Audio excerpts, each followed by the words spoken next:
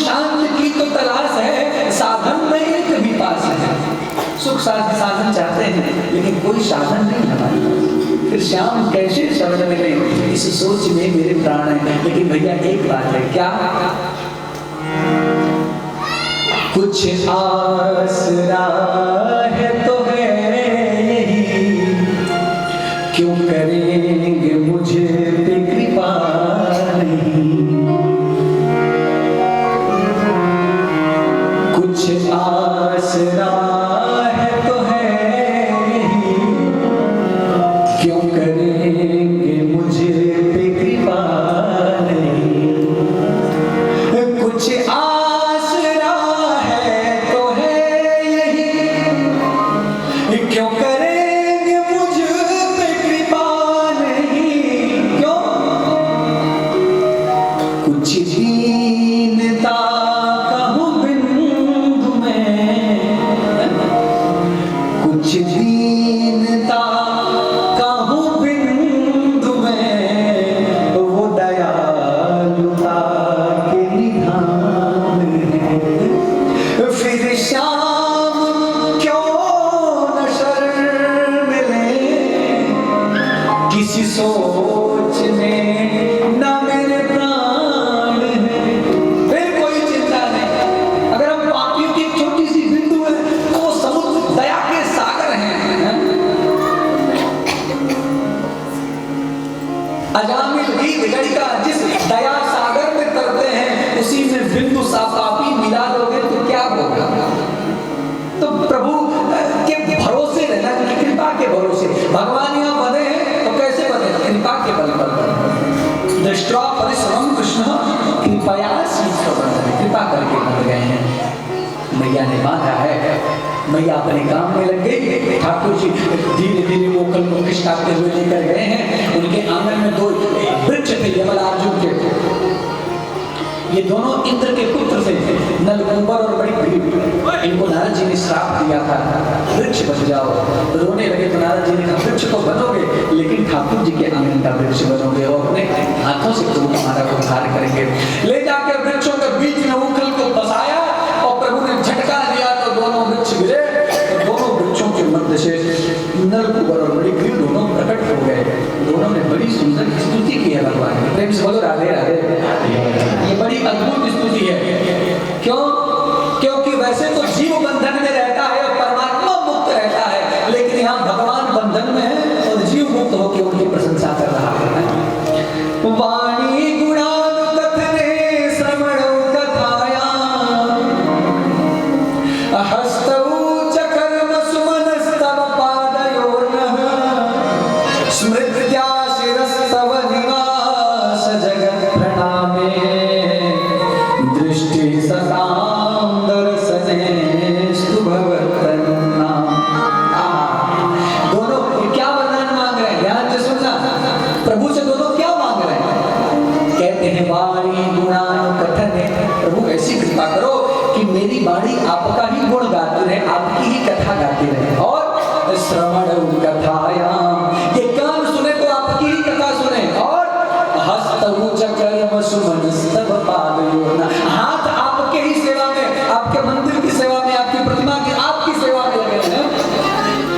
और पैर आपके धाम के, आपके मंदिरों की यात्रा में लगे रहे। और स्मृत्या शिरस्तव निवास जगत् प्रणामे,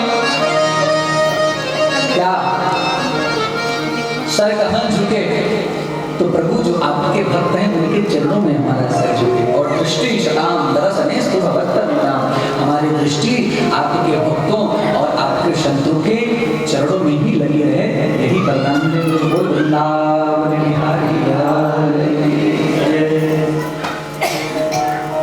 दोनों मुक्त हुए हैं। वृक्ष के गिरने की आवाज सुनकर नंद बाबा आए हैं, ठाकुर जी को बंधन से मुक्त किया है।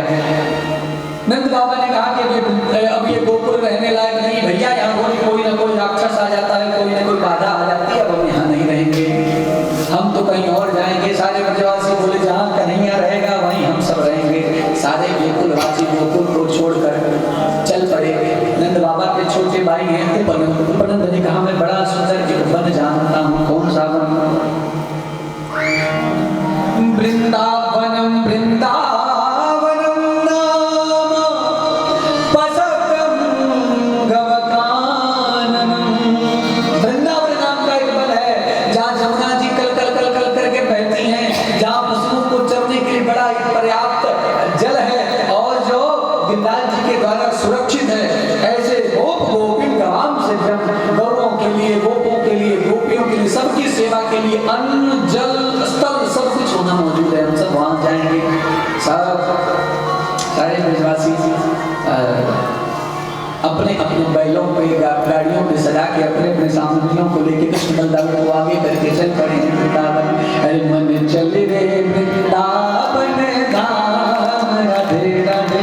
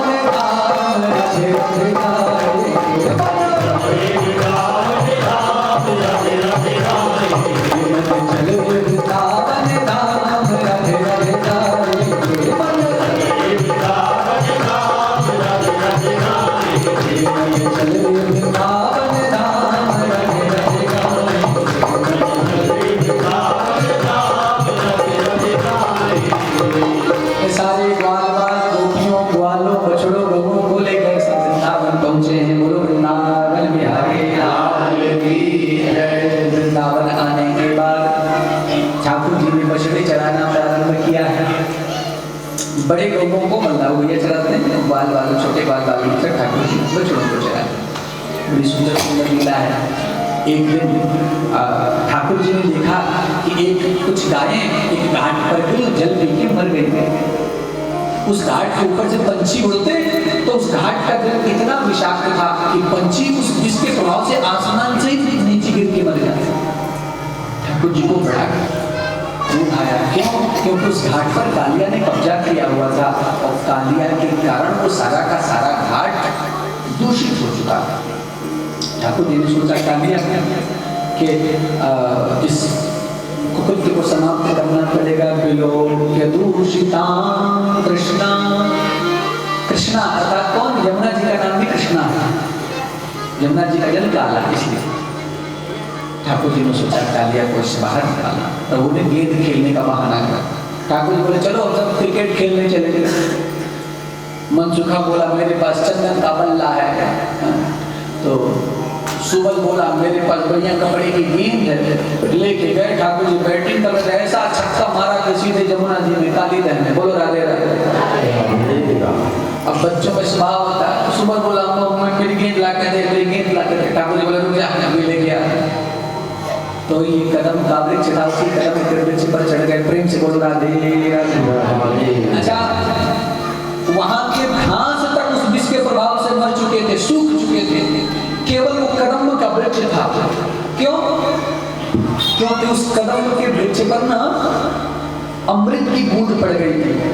जब इंद्र के यहाँ से वरुण भगवान अमृत का कलश लेकर आए थे अपनी माता को स्वतंत्र कराने के लिए, तब उस कलश से कुछ बूंद छलक गया था जो उसी कदम के वृक्ष पर पड़ा था।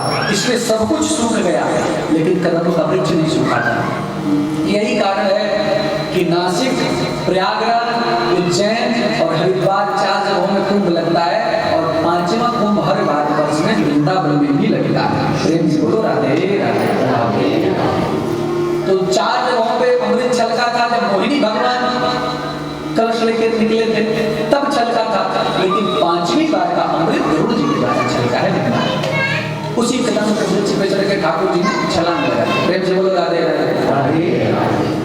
अब देखो विलंब तो बहुत हो रहा है। बोलो राधे राधे।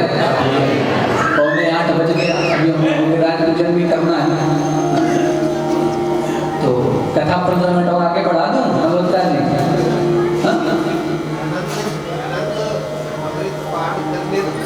लेकिन बजट बढ़ जाएगा। बोलो राधे राधे। तो ऐसे ही नहीं, बजट वाली कथा है नहीं है। प्रभु छलांग लगा दिए। संयोग बस कालिया सो रहा था और उसकी पत्नियां जग रही थी। पत्नियों ने देखा कि इतना सुंदर बालक, बड़ा ही सुंदर बालक है।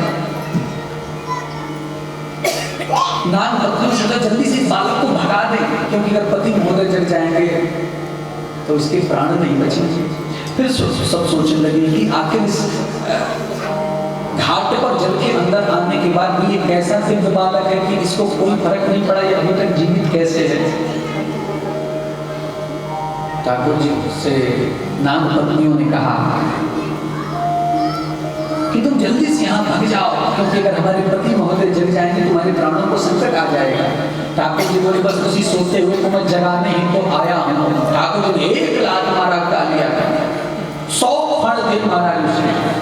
अंगड़ाई लेता हुआ कालिया जगा तो जमुना जी के काली धर के सारी जल में ऐसा लगा जैसे तूफान आ गया। इधर सब प्रकार के मोहल्ला मच गया, कन्हैया डूब गया, कन्हैया डूब गया, भैया मूर्छित हो गई। सारे ब्रजवासी भागे, रोते रोते पीटते आए। बलराम भैया तो सब जानते थे। बलराम भैया ने सबको धैर्य बढ़ाया। इधर 1 लात मारा, कालिया जैसे देखा कि कोई पुरुष इस नदी में, उसने फण से प्रहार किया। ठाकुर जी छलांग लगा के उसके फण पर ही चढ़ गए और प्रभु ने लातों से मार मार के महाराज कालिया को, और जो एक एक बार मार के हर फण को अपने चरणों में झुका दिया है प्रभु ने। और जो चरण नहीं झुकाता है प्रभु के चरणों में, उस चरणों पे और प्रहार करते हैं। यज्ञ जो फण नहीं झुकाता है उसको और मारते हैं और चरणों में झुका देते हैं। ये भगवान का स्वभाव है महाराज कि भगवान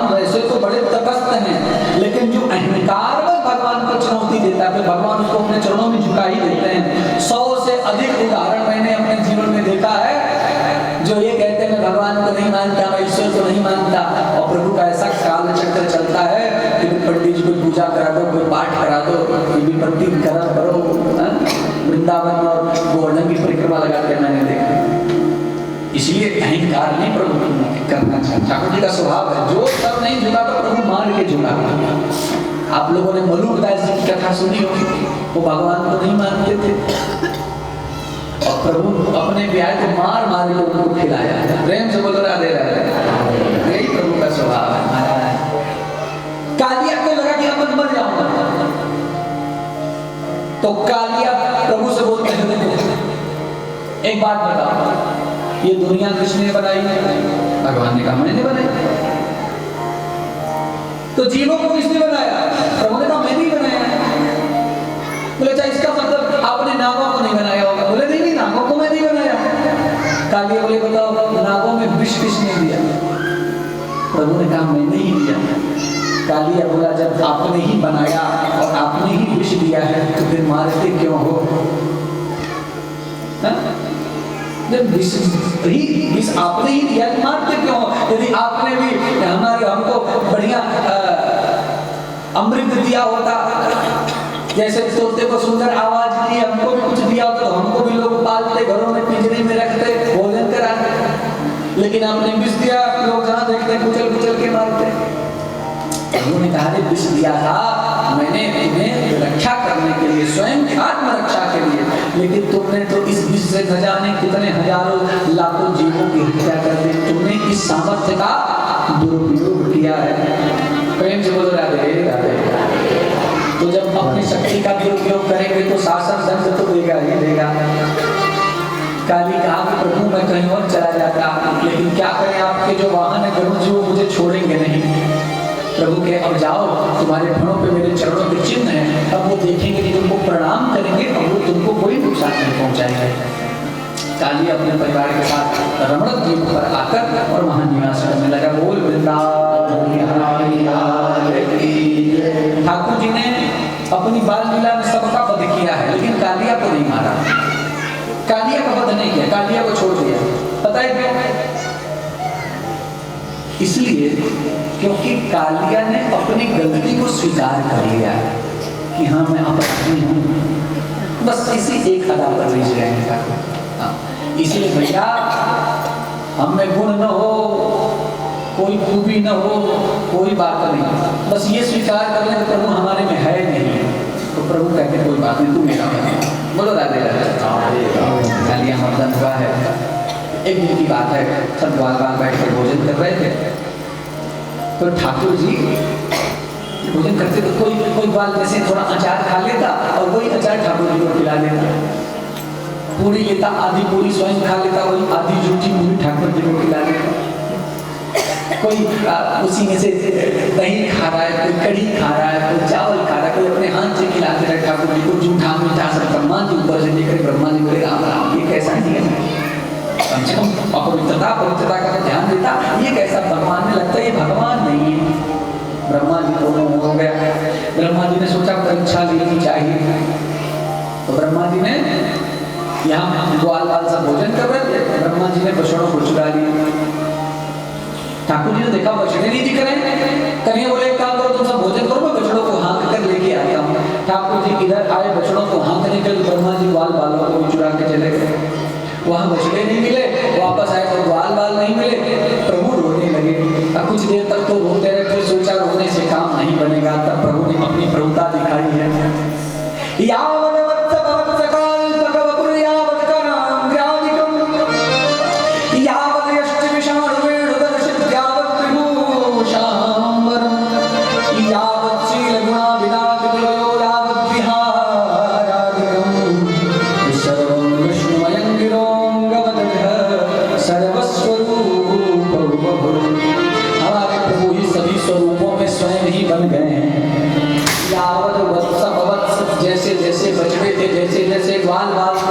इतना ही नहीं, जैसा उनका स्वभाव था, जैसी उनकी छड़ी थी, जैसे उनके कपड़े थे, जैसी उनकी चाल थी, यावत शील गुणा विलास कृतिवयो यावत विहार आदिकम, सब प्रभु प्रभु ही बन गए। ब्रह्मा जी ने सोचा कि चल के देखूं यदि रो रहा होगा तो माफ कर, बाल बाल बछड़े वापस कर दूंगा, समझ जाऊंगा। भगवान ने आगे देखे तो पता चला कि वही ग्वाल बाल वही बछड़े जो ब्रह्मलोक में बंद है यहाँ पे भी विचरण कर रहे हैं। ब्रह्मा जी समझ गए कि यह कोई प्राकृत बालक नहीं है, ये तो साक्षात परब्रह्म श्री हरि नारायण ही हैं। आकर क्षमा मांगा। 42 श्लोक में बड़ी सुंदर स्तुति की है। ठाकुर जी ने बात नहीं किया, बोला नहीं है बीच में, एक बार बार क्षमा मांगकर और 3 बार परिक्रमा करके जल्दी से कर गए। ब्रह्मा जी की का मुख दूर हुआ। प्रेम से बोलो राधे राधे राधे। इसके बाद गिरिराज पूजन की कथा आई। आज ब्रजवासियों के घरों में नाना प्रकार के पकवान बन रहे थे। पूड़ी पकौड़ी कचौड़ी तस्मई खीर मलाई हलवा गजरेला मालपुआ और न जाने रसभरी और न जाने क्या। कई लोग मुंह में पानी आ गया होगा। बोलो राधे राधे।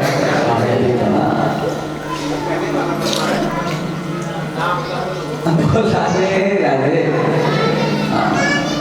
नाना प्रकार के पकवान। ठाकुर जी कैसे खेल के आए, मैया पकौड़ी बना रही थी गरम गरम, तो ठाकुर जी का हाथ में डाल दिया। मैया बोली अरे लाला दूर दूर दूर दूर दूर। मैया बोली कन्हैया बोली का होगा? मैया लला आज जय जय की पूजा होने वाली है। कन्हैया बोली मैया जय जय कौन है? लला आज इंद्र की पूजा होगी, इंद्र की। कन्हैया पूछे मैया इंद्र कौन है? मैया कहती लाला वर्ष में एक दिन इंद्र की पूजा करते हैं, उनके आशीर्वाद से ही बारिश होती है। कन्हैया बोले लेकिन अपने घर का देवता तो नारायण है, चतुर्भुज नारायण, फिर इंद्र की पूजा क्यों? बोले देवता तो नारायण है लेकिन इंद्र ही बारिश करता है। कन्हैया बोले इसका मतलब नारायण सब कुछ कर सकते हैं, बारिश नहीं कर सकते। मैया बोले नाना लाला वो तो बारिश भी कर सके हैं। बोले बारिश कर सकते तो फिर इंद्र की पूजा क्यों? मैया बोले तो जाके बाबा से पूछ, बाबा की पोपड़ी खा। नंद बाबा के पास आया, बाबा क्यों? बाबा ने भी वही बात बोला। कन्हैया बोलते एक काम करो, कर्मणा जायते जंतुर कर्मणैव विलीयते। आधे परिवासी पूजा करो आधे मत करो, तो क्या मैं देखूं केवल उन्हीं के खेतों में बारिश होगी जो पूजा करेंगे? क्या दूसरे के खेत में बारिश नहीं होगी? पापा बोले तू कहना क्या चाहता है? कन्हैया बोले मैं तो यही कहना चाहता हूँ कि अगर पूजा करनी है तो चलो गिरिराज जी का पूजन करो। प्रेम से बोलो राधे राधे। जोर से बोलेंगे, थोड़ा और जोर से। क्यों गिरिराज ठाकुर ने क्यों की है? ये भी रामावतार का उदाहरण रह गया था। जब सेतु बंधन हो रहा था समुद्र पे, तो छोटे छोटे पत्थर बंदर रख रहे थे। बंदर थक गए, हनुमान जी ने सोचा ऐसे कब तक रखेंगे, मैं बड़ा सा पर्वत लेके आता हूँ और बस एक बार मैं रखूंगा, इस पार से उस पार का पुल बन जाएगा। ठाकुर जी गए और इन्हीं गिरिराज जी को लेके आए। अभी बीच रास्ते में गोवर्धन में पहुंचे थे तब टेलीफोन आया, पता चला कि पुल तो बन गया। अब सोचे हनुमान जी की पर्वत लेके जाके वहां करूंगा क्या? वहीं करेगा। गिरिराज जी कहने महाराज आप लाए थे राम जी के चरण मेरे ऊपर पड़ेंगे और आप तो यहीं छोड़ गए। हनुमान जी ने कहा कि आप अगर अभी चलोगे तो केवल राम जी के चरण मिलेंगे और यदि त्रेता तक अगर प्रतीक्षा करोगे तो आपका ठाकुर जी आपको अपना स्वरूप ही प्रदान कर देंगे, आप कृष्ण ही बन जाओगे। बताओ क्या चाहिए? गिरिराज जी बोले मैं त्रेता द्वापर तक प्रतीक्षा करूंगा। वही गिरिराज जी प्रतीक्षा किए हैं और ठाकुर जी एक रूप में स्वयं गिरिराज बनकर अवस्थित हुए हैं। गिरिराज बोल गिरिराज महाराज की। ठाकुर जी को हनुमान जी वाला वचन भी पूरा करना था। ब्रजवासियों से बोले चलो गिरिराज जी का पूजन करेंगे। सब ब्रजवासी मिलकर महाराज गिरिराज जी की शरण में। कौन कौन जा रहा है? अरे चंपा जाए चमेली जाए। तो चंपा नहीं बैठी है, किसी का नाम चंपा है? चमेली है। अरे पूजा जी जाए सीमा जी जाए, पूजा जी जाए सीमा जी जाए, भोला जी जाए स्वाति